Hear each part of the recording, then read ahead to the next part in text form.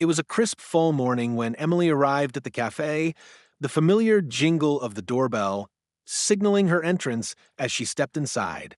The small, quaint cafe, nestled in a cozy corner of Main Street, was a haven for her, a quiet sanctuary in the middle of a bustling town.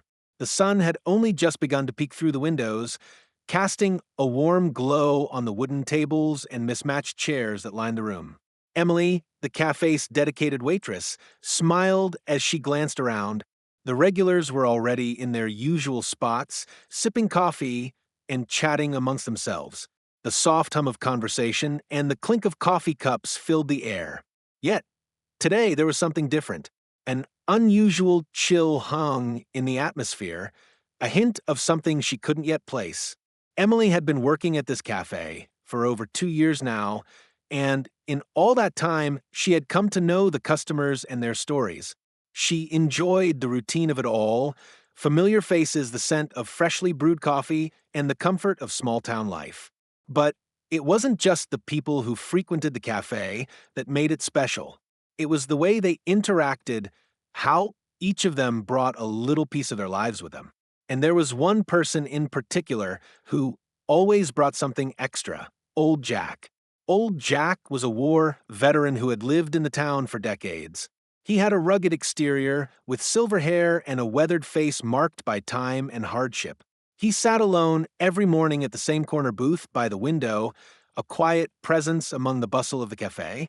His hands were often trembling as he held his newspaper, and his gaze seemed distant as though lost in memories from a lifetime ago. Emily had grown fond of him, sensing the weight of the years he carried in his heart. She had seen Old Jack struggle over the past few months. His hands shook more, and his once vibrant spirit seemed to fade a little more each day. Yet he never asked for anything. He came in, ordered a cup of coffee, and sat in silence, content with the routine. He paid with the little money he had, never once complaining. Emily couldn't help but feel a deep sense of empathy for him. He had served his country, sacrificed so much, and yet here he was quietly slipping into the shadows of society's indifference.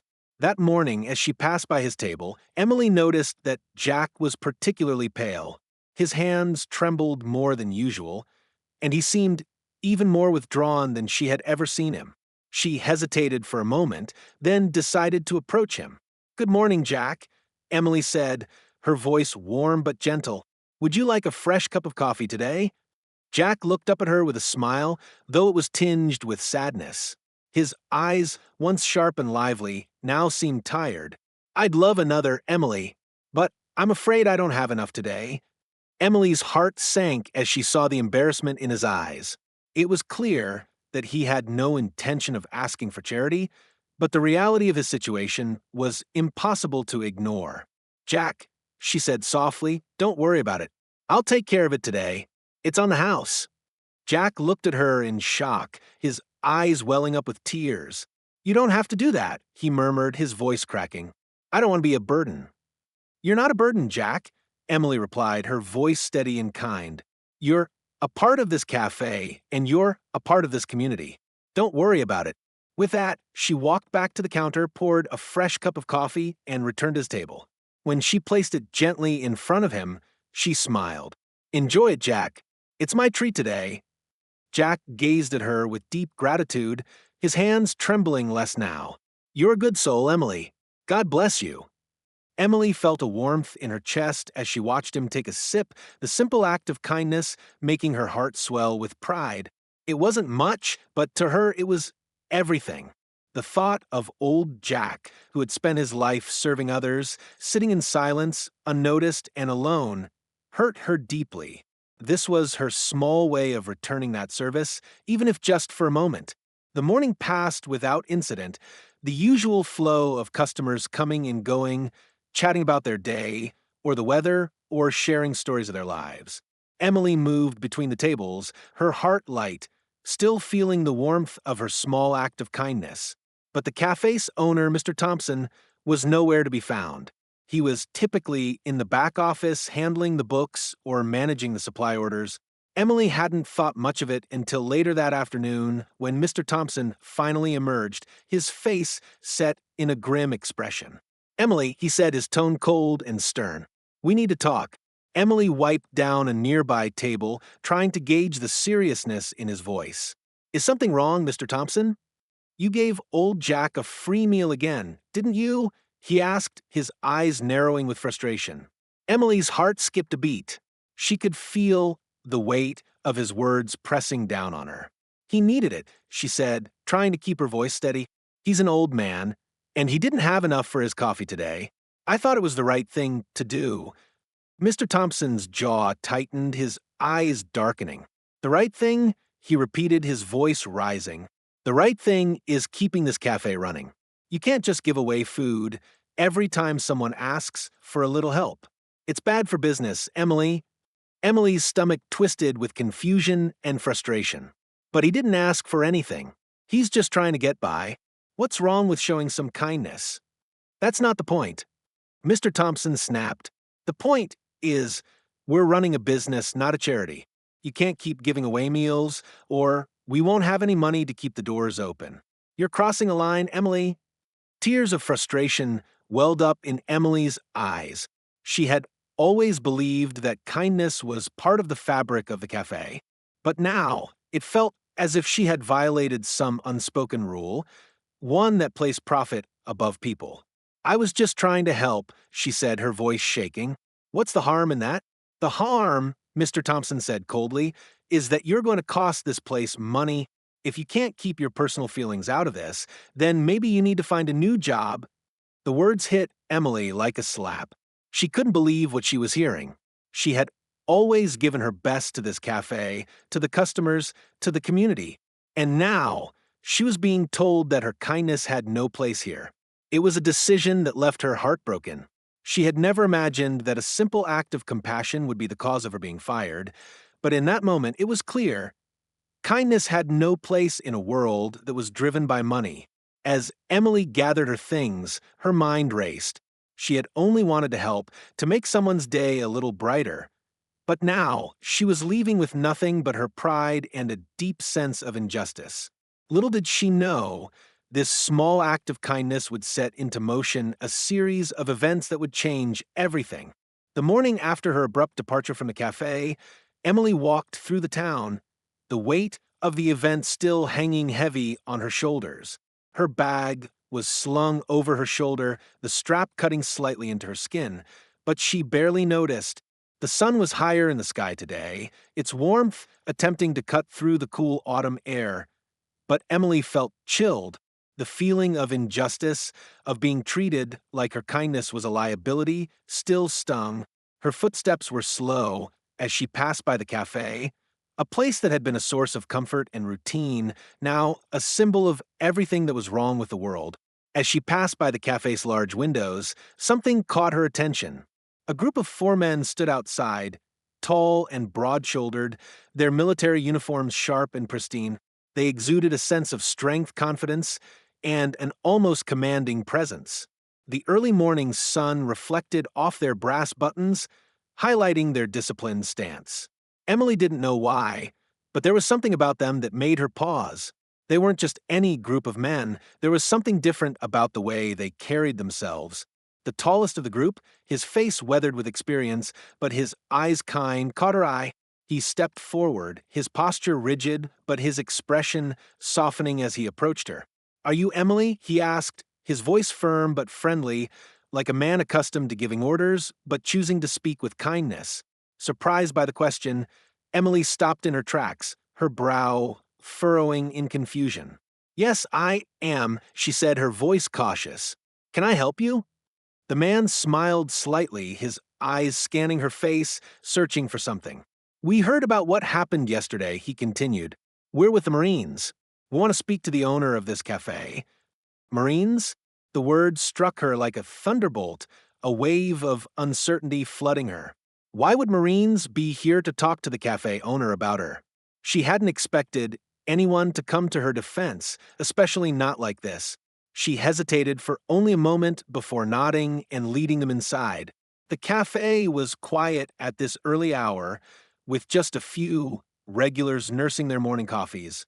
The scent of fresh pastries and strong coffee lingered in the air, a stark contrast to the tension that was slowly building inside Emily's chest. As they entered, the four Marines strode confidently through the door, drawing the attention of everyone present. They moved with purpose, their gazes sharp and unwavering. At the back of the cafe, Mr. Thompson sat at his usual corner table, his face buried in paperwork. He glanced up as the men entered, his eyes widening as he noticed their military uniforms. It didn't take long for him to recognize the reason they were there. "We need to talk," the tallest Marine said, his tone unwavering as he walked toward the counter, his eyes fixed on Mr. Thompson. "We've got a bone to pick with you." Mr. Thompson's face drained of color as he slowly stood, his nervous energy palpable. "What's this about?" he asked, his voice shaking slightly. The Marine didn't hesitate. "Yesterday, Emily showed us something we've been missing in this world," he said, his words measured and strong. "She didn't turn her back on someone in need. You see, that veteran you threw out, he's someone who's been through hell for this country. He didn't ask for your charity, but Emily gave it to him, and she did it out of kindness. Now, you've made a big mistake by firing her." One of the other Marines, a stocky man with a stern look, stepped forward, his fists clenched tightly by his sides. "You don't understand the kind of person you just fired," he growled. "Emily didn't just serve meals, she served dignity. She didn't let Jack be forgotten." The weight of the words hit Mr. Thompson like a slap. His hands trembled as he fumbled for an answer. His face grew even paler. He could feel the eyes of the Marines burning into him, each one standing like a wall, an impenetrable force that he could not escape. He looked nervously around the cafe, the eyes of the few customers on him as well. But it was the Marines who held his attention. "What do you want from me?" Mr. Thompson asked, his voice barely a whisper. The Marine leader stood firm, his voice carrying authority. "We want you to apologize to her," he said, "and we want you to make things right. You can't just fire someone for showing kindness." The other Marines flanked him, their eyes sharp and unwavering. The room felt smaller, the walls closer, as if the air had thickened with the pressure of what was happening. Emily stood near the door, watching in shock and awe as the scene unfolded. She hadn't expected this, certainly not the Marines, and certainly not the fierce defense of her actions. For a moment, she wondered if she was dreaming or if something truly extraordinary was taking place in front of her. Mr. Thompson swallowed hard, his mind racing. He had never been in a situation like this before, and he didn't know how to respond. His reputation was on the line, his business, his pride, everything was at stake. He had never thought that a simple act of kindness could escalate into something like this. But now, it seemed like he was being forced into a corner. I don't know how to fix this," he stammered, his voice shaky. "I'm sorry, but I can't just give her job back. I have to think about the business." The Marine cut him off with a raised hand. "No, you're not sorry," he said, his voice low and dangerous. "Not yet. You're going to make things right with Emily. If you don't, we'll be back. And next time, you won't have any Marines to back you up." The words rang in the air, thick with finality. Mr. Thompson's shoulders slumped as the gravity of the situation sank in. He had no choice now but to comply. He wasn't just dealing with a disgruntled employee anymore. He was dealing with a force that he couldn't control or dismiss. His reputation, the business, everything he had worked for, was now in jeopardy. All right, Mr. Thompson muttered, his voice barely audible. "I'll apologize. I'll give her job back. Just please don't." Before he could finish, the Marines turned on their heels and made their way to the door, their footsteps heavy on the wooden floor.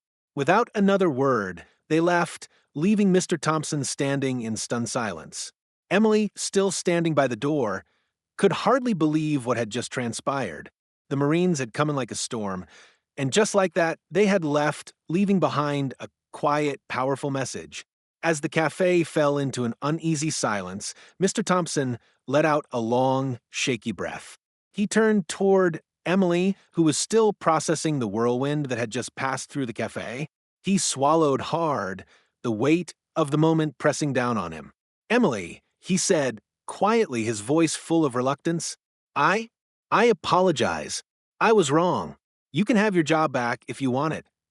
Emily looked at him for a moment, the anger and hurt from the day before still fresh in her mind. But something had shifted in her. The Marines had reminded her of something important, something bigger than herself. It wasn't just about the job or the money, it was about standing up for what was right, even when it was hard. I think it's time for a change, Emily said, her voice calm but resolute. Maybe I'll find somewhere else where kindness is welcomed. As she turned to walk out of the cafe, for the last time, a sense of pride swelled in her chest. She had stood her ground, and now she was free. The Marines had made sure that her voice was heard, and she knew that, no matter where she went, kindness would always be her guiding force. It wasn't just about keeping a job, it was about living in a world where compassion mattered. As Emily stepped out of the cafe, leaving behind the echoes of a battle won, she knew that the road ahead would be different. Her story was far from over, and the world needed more of the kind of kindness, strength, and courage she had shown. If you believe that kindness still has a place in this world, and that standing up for what's right is always worth the fight, share this story with someone who needs to hear it. Don't let kindness be forgotten. For more incredible stories of resilience, justice, and hope, stay tuned to Expect Stories.